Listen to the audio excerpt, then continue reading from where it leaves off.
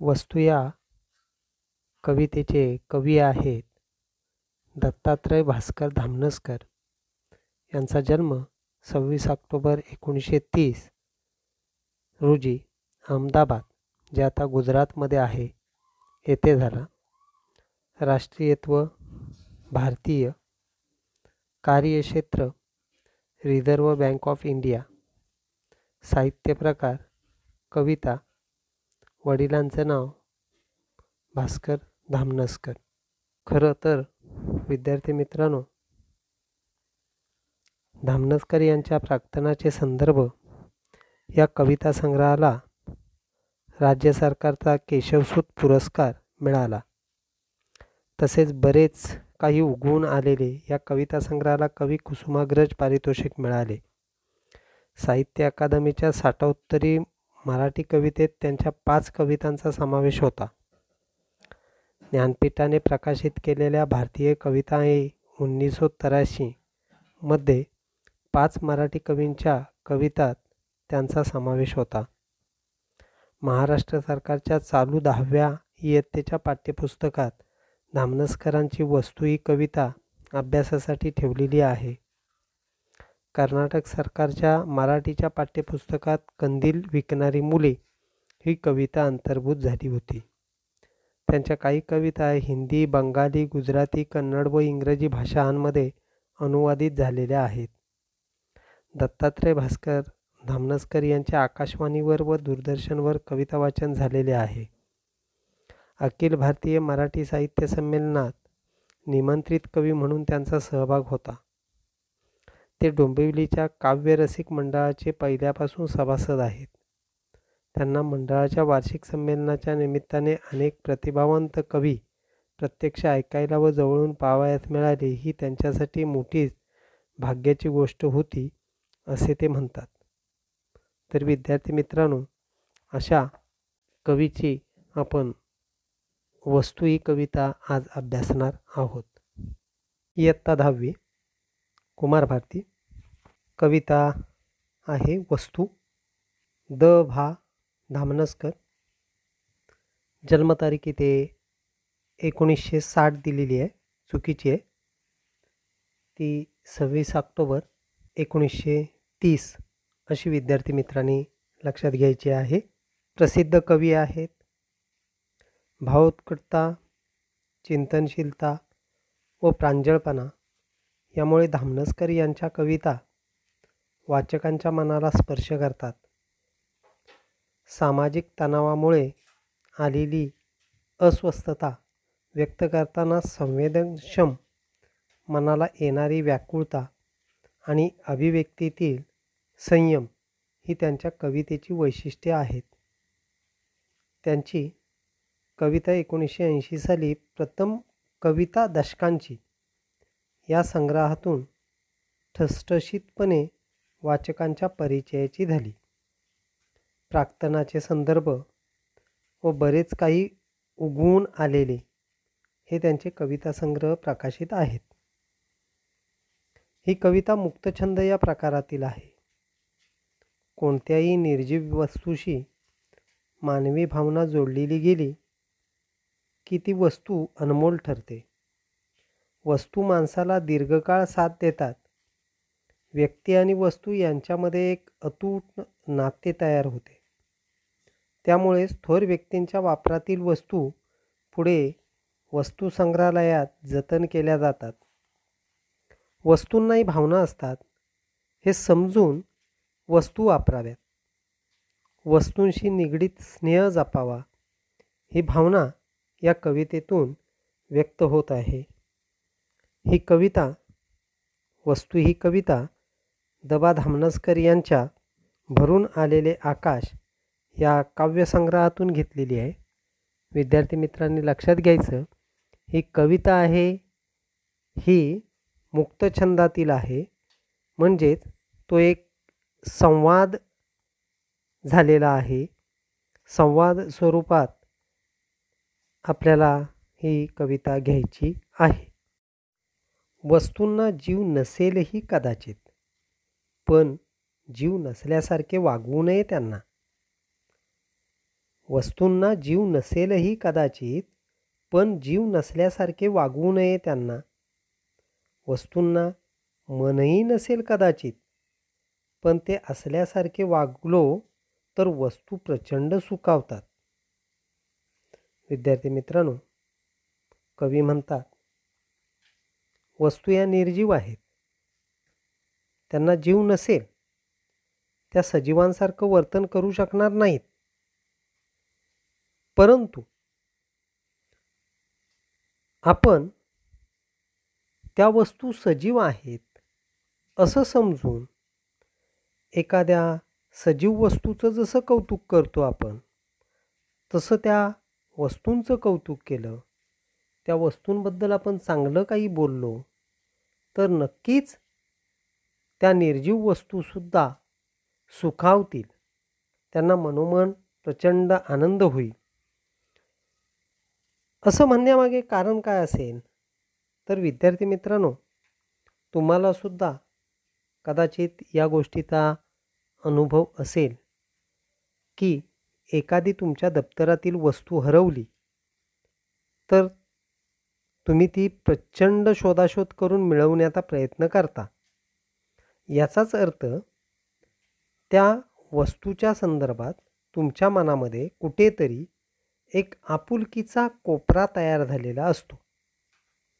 म्हणजेच एखादी वस्तू स्वमालकीची आहे, आपल्या मालकीची आहे आणि ती आपली आहे, ती आज आपल्याकडून हरवली, याचं दुःख होत असतं.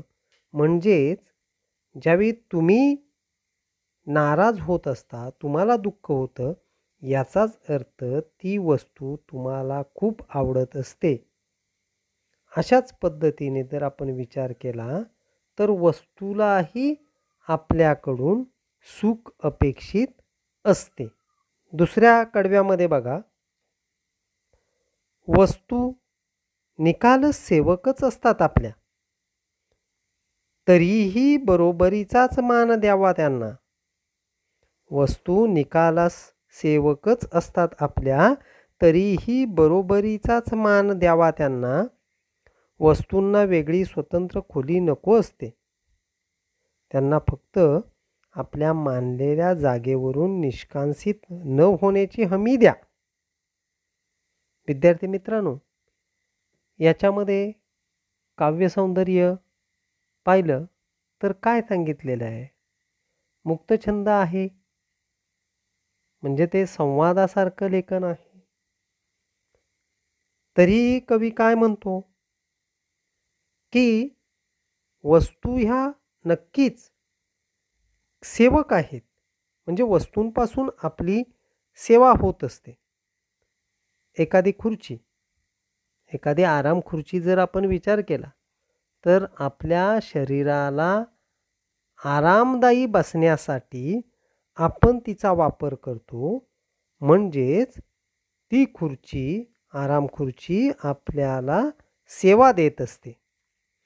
एखादी सायकल, ज्यावेळी आपण जास्तीत जास्त अंतर कमीत कमी पावलांमध्ये पार करण्यासाठी सायकलचा वापर करतो, त्यावेळी 100 पावलं जी मारली आपण चाललो, ती 100 पावलं आपण सायकलचा पॅडल मारला तर आपण अधिकाधिक अंतर चालून जाऊ. म्हणजेच आपली पावलं वाचणार आहेत. मग आपली पावलं वाचवण्याचं, आपली दमणूक कमी करण्याचं काम त्या सायकलने केलं. म्हणजे सायकलने आपल्याला सेवा दिलेली आहे. याचाच अर्थ वस्तू निकालास, म्हणजे वस्तू खरोखरच आपल्या सेवक असतात, तरीही सेवकाला आपण बरोबरीचा मान द्यावा. वस्तूंना वेगळी स्वतंत्र अशी खोली नकोय. तुमच्या बैठकीच्या खोलीमध्येच ती एका कोपऱ्यामध्ये आराम खुर्ची असणार आहे.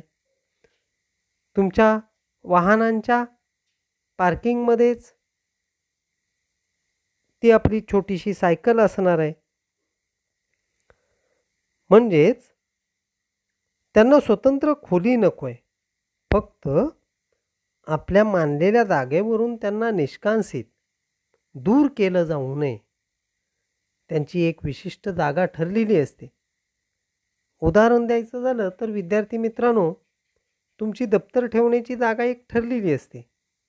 वह्यांचा रॅक, त्यानंतर पुस्तकं, वही, पेन, पुस्तक, दप्तर, पाण्याची बाटली, डबा ह्या गोष्टी तुम्ही ठराविक जागेवर ठेवत असता. तिथेच त्या मिळाव्यात ही तुमची रास्त अपेक्षा असते. जर तिथे नसतील तर तुमचा घरामध्ये आरडाओरडा सुरू होतो.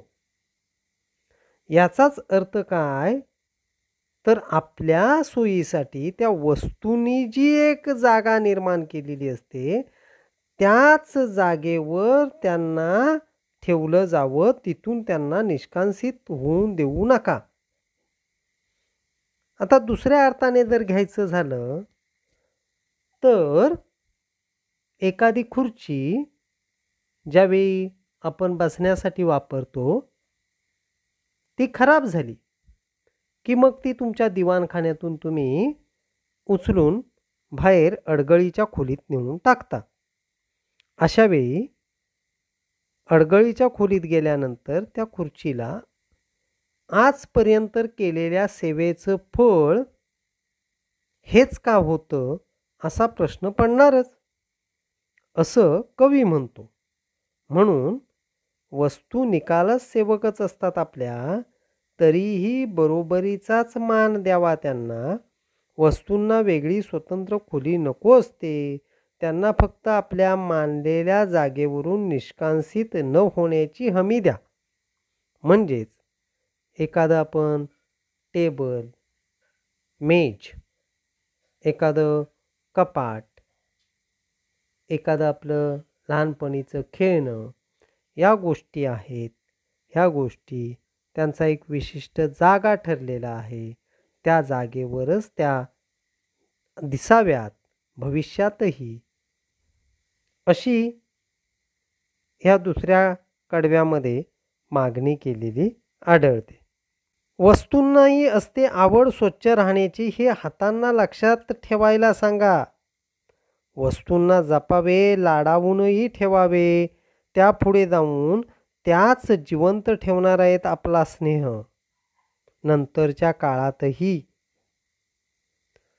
विद्यार्थी मित्रांनो, कवी म्हणतो वस्तूंना सुद्धा स्वच्छ राहण्याची आवड आहे, हे हातांना लक्षात ठेवायला सांगा. म्हणजे आपण आपल्या हातांना सांगितलं पाहिजे की ते कपाट किंवा तो दूरदर्शन संच, तो आपला भ्रमणध्वनी, एखादा मेज, खुर्ची, कोपऱ्यातली फुलदाणी, या ज्या गोष्टी आहेत त्यांच्यावर धूळ साचते. ही धूळ हाताने आणि फडक्याने पुसून त्या वस्तू वापरातल्या जरी नसल्या तरी त्या स्वच्छ ठेवल्यानं अधिक काळ त्या पुढेही सेवा देऊ शकतात. एवढंच नव्हे तर आपल्या मागे भविष्यकाळात त्या वस्तू आपला स्नेह जिवंत ठेवणार असतात. म्हणजेच एखाद्या घरामध्ये आजी आजोबांनी वापरलेली जुनी वस्तू आजही आजी आजोबांची आठवण म्हणून कित्येक लोक ठेवून देतात. म्हणजेच आजी आजोबांची नंतरच्या काळातही तो स्नेह, ती आठवण घरातल्या लोकांना येत असते. फोटोमध्ये तर सगळ्यांनाच आठवण येत असते, परंतु एखाद्या वस्तूकडे बघितल्यानंतर आपल्या पूर्वजांची, आपल्या जुन्या माणसांची, आजीची आजोबांची आठवण यावी, यातच त्या वस्तूने घरातल्यांना आपलंसं करून घेतलेल्याची एक पोचपावती आहे. पुढचं कडवं आहे, आयुष्य संपले की वस्तूंनाही आजवरच्या हक्काच्या घरात राहू देत नाहीत. तेव्हा कृतज्ञतापूर्वक निरोपाचा त्यांचा हक्क शाबूत ठेवावा. विद्यार्थी मित्रांनो, आयुष्य संपलं की माणसालाही घरात ठेवत नाहीत. या तर निर्जीव निकालस काढलेल्या वस्तू आहेत. या निकालात काढलेल्या वस्तूंना घरात कसं ठेवता येईल? म्हणजेच त्या एकतर अडगळीच्या ठिकाणी जातील किंवा भंगारामध्ये विकल्या जातील. परंतु त्यावेळीसुद्धा ह्या वस्तूंचा एक हक्क आहे, तो म्हणजे त्यांना कृतज्ञतापूर्वक निरोप देण्यात यावा. एखाद्या कार्यालयामध्ये, शाळेमध्ये, एखाद्या अन्य कोणत्याही ठिकाणी जर एखाद्या व्यक्तीने अनेक वर्ष सेवा केली, तर त्या सेवेचा मोबदला म्हणून जरी त्या माणसाने वेतन घेतलं असलं तरी शेवटच्या दिवशी त्यांना हक्काने निरोप दिला जातो. म्हणजेच त्या व्यक्तीला भविष्यात येणाऱ्या अडीअडचणीतून पार पाडण्यासाठी शुभेच्छा दिल्या जातात. अशाच अर्थाने आयुष्य संपले की वस्तूंनाही आजवरच्या हक्काच्या घरात राहू देत नाहीत, परंतु त्यांना कृतज्ञतापूर्वक निरोप देणं हे प्रत्येक व्यक्तीचं कर्तव्य आहे. विद्यार्थी मित्रांनो, द.बा. धामनसकर यांची ही कविता भरून आलेले आकाश या काव्यसंग्रहातून घेतलेली आहे. तरीही एक लक्षात घ्या की या वस्तूंवरून आपल्या असं लक्षात येईल, वस्तू या कवितेवरून आपल्या असं लक्षात येईल की धामनसकर यांचं मन हे वस्तूंमध्ये रमणारं असं आहे. धन्यवाद.